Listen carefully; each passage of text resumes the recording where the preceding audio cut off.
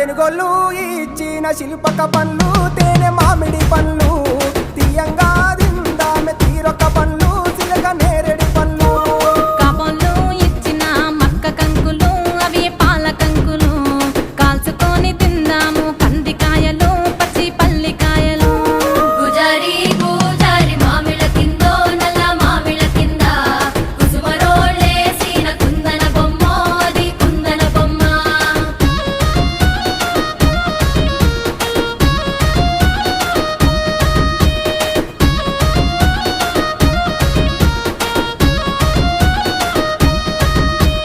బెస్తోలు పెట్టిన పచ్చి చేపలు అవి వట్టి చేపలు